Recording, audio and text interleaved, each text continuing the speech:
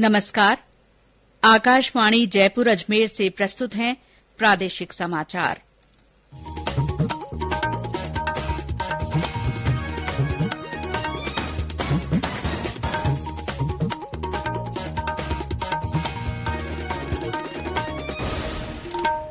मुख्य समाचार।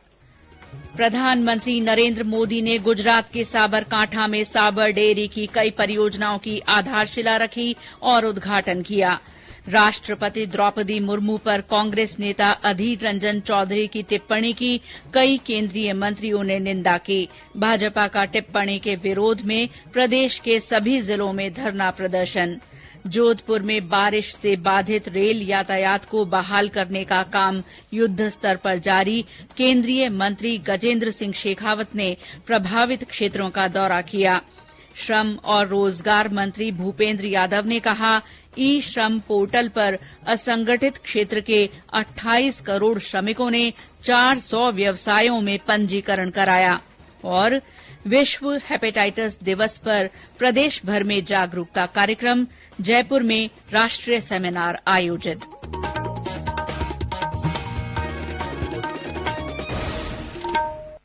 समाचारों के साथ मैं शीला चावला और अब समाचार विस्तार से।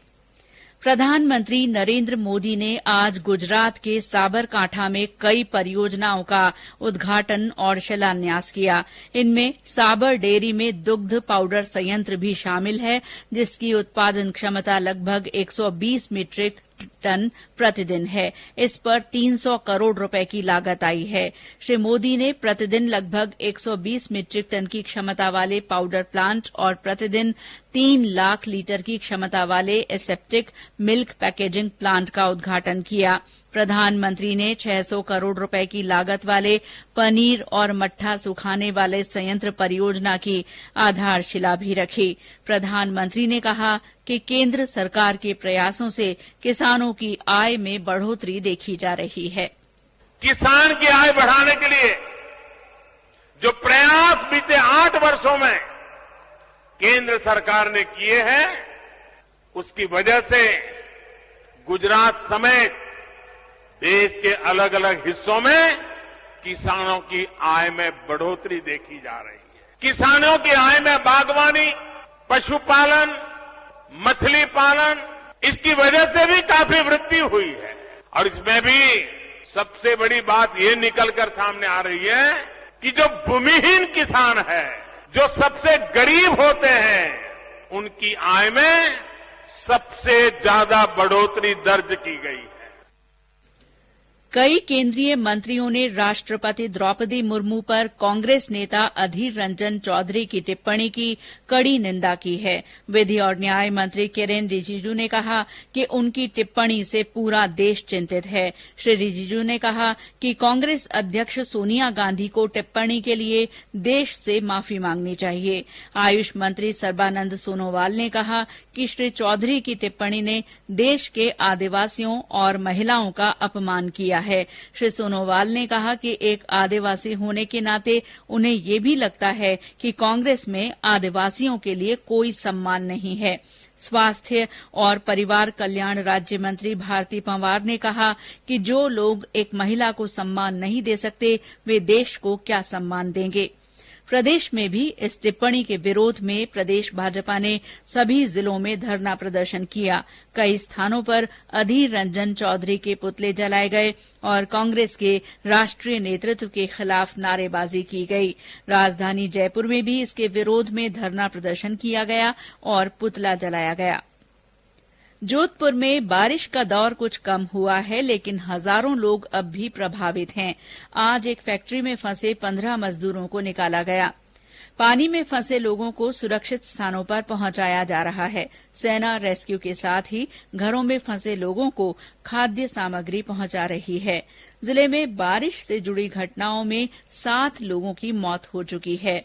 भारी बारिश के कारण जोधपुर के रेलवे स्टेशनों पर पानी भरने और लोहावट में रेल पटरियों के नीचे से मिट्टी बह जाने से रेल यातायात प्रभावित है। रेल यातायात बहाल करने के लिए युद्ध स्तर पर काम जारी है।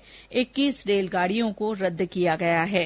केंद्रीय जल शक्ति मंत्री गजेंद्र सिंह शेखावत ने बारिश के हालात को लेकर आज जोधपुर में अधिकारियों की बैठक ली। श्री शेखावत ने अधिकारियों को प्रभावित क्षेत्रों में तत्काल राहत पहुंचाने और प्रभावित परिवारों को सुरक्षित जगहों पर पहुंचाकर खान पान की व्यवस्था करने के निर्देश दिए। केंद्रीय मंत्री ने सबसे अधिक प्रभावित बासनी क्षेत्र की डरबी कॉलोनी का दौरा किया और लोगों से बातचीत कर राहत देने का भरोसा दिलाया। हमारे संवाददाता ने बताया कि शहर की दर्जनों कॉलोनी अभी भी जलमग्न हैं। 3 दिनों से लगातार हो रही बारिश के बीच में जोधपुर में जनजीवन बड़े स्तर पर प्रभावित हुआ है। रेलवे के लोहट में रेल पटरियों के नीचे से मिट्टी बह जाने से रेल यातायात पूरी तरीके से बंद हो गया है। इसके चलते इस मार्ग की सभी गाड़ियों को रद्द कर दिया गया है। बाड़मेर जोधपुर एक्सप्रेस को रायकाबाग स्टेशन पर खड़ा किया गया है। जोधपुर रेवाड़ी एक्सप्रेस को जोधपुर स्टेशन पर रोका गया है। जयपुर बाड़मेर ट्रेन को जोधपुर कैंट में रोका गया है। जम्मू तवी बाड़मेर ट्रेन को जोधपुर स्टेशन पर रोका गया है, जबकि रेवाड़ी जोधपुर एक्सप्रेस को जोजीवाड़ में रोका गया है। रामेश्वर बेड़ा, आकाशवाणी समाचार, जोधपुर। प्रदेश में आज हरियाली अमावस्या का पर्व पारंपरिक श्रद्धा भाव से मनाया जा रहा है। श्रद्धालुओं ने पवित्र सरोवरों में स्नान करने के बाद दान पुण्य किया। जयपुर के गलता तीर्थ पर सुबह से ही श्रद्धालुओं की भीड़ रही। राज्यपाल कलराज मिश्र ने हरियाली अमावस्या पर राजभवन में राजराजेश्वर महादेव मंदिर में परिवार सहित पूजा अर्चना की। श्री मिश्र ने रुद्राभिषेक कर प्रदेशवासियों की सुख समृद्धि और संपन्नता के लिए कामना की। अफ्रीकी देश डेमोक्रेटिक रिपब्लिक ऑफ कांगो में हिंसक प्रदर्शन के दौरान मारे गए शांति सेना में तैनात सीमा सुरक्षा बल के दोनों जवान राजस्थान के हैं। एक सैनिक सांवलाराम बिश्नोई बाड़मेर जिले के और दूसरे सैनिक शिशुपाल सिंह सीकर जिले के हैं। बाड़मेर के बांड गांव के रहने वाले हेड कांस्टेबल सांवलाराम बिश्नोई के घर पर गमी का माहौल है। सीकर में लक्ष्मणगढ़ के डूडवा के बगड़िया का बास निवासी शिशुपाल सिंह 2 महीने पहले ही गांव आए थे। शिशुपाल सिंह साल 1997 में खेल कोटे से बीएसएफ में भर्ती हुए थे और 2 महीने पहले ही उनकी नियुक्ति कांगो में हुई थी। ये समाचार आकाशवाणी जयपुर अजमेर से प्रसारित किए जा रहे हैं। समाचार अभी और भी हैं, लेकिन पहले ये संदेश।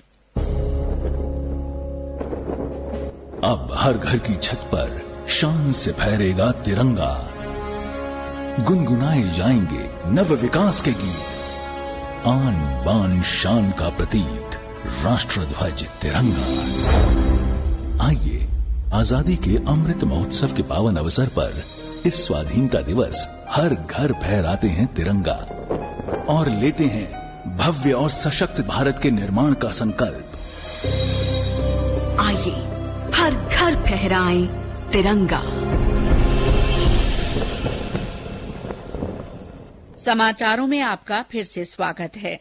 श्रम और रोजगार मंत्री भूपेंद्र यादव ने कहा है कि पिछले साल अगस्त में शुरू हुए ई श्रम पोर्टल पर अब तक 400 व्यवसायों में लगे असंगठित क्षेत्र के 28 करोड़ से अधिक श्रमिकों ने पंजीकरण कराया है। श्री यादव ने कहा कि ये पोर्टल सरकार को अनौपचारिक क्षेत्र के श्रमिकों की पहचान करने और एक विश्वसनीय रियल टाइम डेटाबेस तैयार करने में मदद करेगा। श्री यादव ने नई दिल्ली में एक समारोह में कहा कि देश में श्रम सुधारों के लिए एक प्रगतिशील ढांचा अपनाया गया है, जो जिनेवा में अंतर्राष्ट्रीय श्रम संगठन सम्मेलन में संपन्न चर्चा के अनुरूप है। रेल मंत्री अश्विनी वैष्णव 30 जुलाई को चित्तौड़गढ़ में बड़ी सादड़ी से मावली रेलखंड में आमान परिवर्तन कार्य का उद्घाटन करेंगे।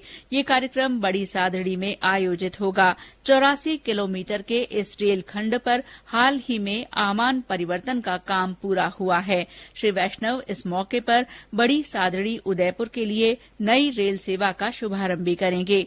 वे बड़ी सादड़ी से ही वर्चुअल माध्यम से उदयपुर रीवा साप्ताहिक रेल सेवा का भी उद्घाटन करेंगे।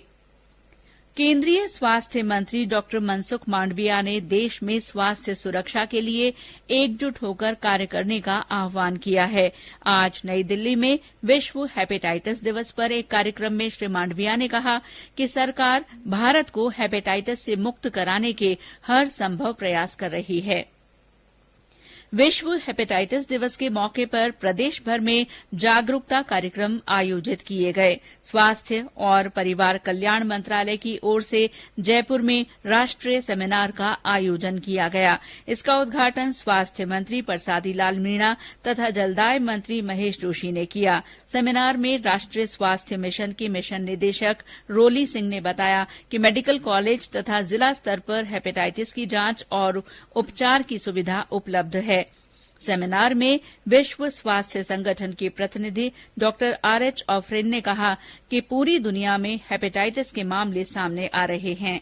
स्वास्थ्य मंत्री परसादी लाल मीणा ने कहा कि दूषित जल और खाना भी हेपेटाइटिस का मुख्य कारण है और इसके लिए जन जागरूकता बहुत जरूरी है। आदमी का इलाज यहाँ पर चाहे किडनी ट्रांसप्लांट का मामला हो चाहे लीवर का हो, आज आपने पढ़ा हुआ एक पहला लीवर ट्रांसप्लांट हुआ है मुख्यमंत्री चिरंजीवी स्वास्थ्य बीमा योजना। एक पैसा भी उसका खर्च नहीं हुआ अस्पताल में, चाहे प्राइवेट अस्पताल हो चाहे सरकारी हो, कहीं भी कराओ।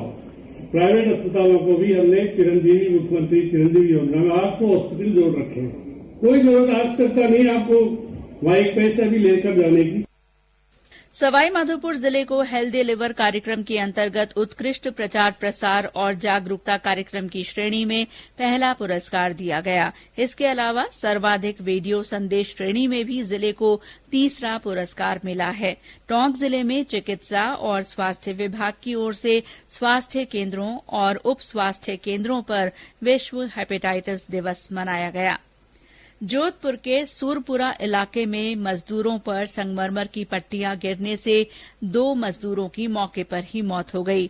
2 मजदूर घायल हो गए जिन्हें अस्पताल में भर्ती करवाया गया है। केंद्रीय खाद्य प्रसंस्करण उद्योग मंत्रालय ने कोटा के धनिया को एक जिला एक प्रोडक्ट में शामिल किया है, जिसकी मार्केटिंग और प्रोडक्शन नेफेड द्वारा की जा रही है। अभी तक धनिये का पाउडर बनाया जा रहा है, पर अब धनिये का चाट मसाला भी बनाया जाएगा। चाट मसाले की लॉन्चिंग अगले महीने केंद्रीय कृषि मंत्री नरेंद्र सिंह तोमर करेंगे। नेफेड के अनुसार धनिये के लिए 2 कंपनियों के साथ एमओयू किया गया है। गौरतलब है कि धनिये का सर्वाधिक उत्पादन कोटा संभाग में होता है। कोटा के धनिये की खुशबू मध्य प्रदेश और गुजरात से अच्छी मानी जाती है। यहां से मलेशिया, सिंगापुर, नेपाल, यूके और यूएस तक धनिया निर्यात किया जाता है। बारां के केलवाड़ा में आजादी के अमृत महोत्सव के तहत आज बिजली महोत्सव और उजाला दिवस समारोह का आयोजन किया गया। स्वतंत्रता के 75 वर्ष पूरे होने के उपलक्ष्य में 25 जुलाई से उज्जवल भारत उज्जवल भविष्य विद्युत 2047 सप्ताह मनाया जा रहा है। सूचना और प्रसारण मंत्रालय के केंद्रीय संचार ब्यूरो के क्षेत्रीय कार्यालय सिरोही की ओर से आज राजकीय उच्च माध्यमिक विद्यालय गोइली में संगोष्ठी, प्रदर्शनी और प्रतियोगिता के माध्यम से आजादी का अमृत महोत्सव हर घर तिरंगा एक भारत श्रेष्ठ भारत पर जागरूकता कार्यक्रम आयोजित किया गया। इस दौरान प्रश्नोत्तरी भी हुई, जिसके विजेता प्रतिभागियों को पुरस्कार से सम्मानित किया गया। प्रदेश में आज कोविड के सक्रिय मामलों की संख्या बढ़कर 1884 हो गई। राज्य में आज भी 252 नए केस रिपोर्ट हुए हैं। वहीं झालावाड़ में एक व्यक्ति की मृत्यु भी हुई है। जयपुर में सबसे ज्यादा 80 मामलों की पुष्टि हुई है।